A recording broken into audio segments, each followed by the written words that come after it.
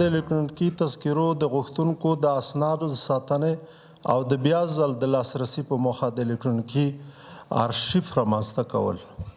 تاسو ته که یاد وي 4-5 میاشتې مخکې ما ستاسو سره وعده کړې وه چې موږ به دا کار فعالوو. الحمدلله د دې د اهمیت نه هیڅوک انکار نشي کولی.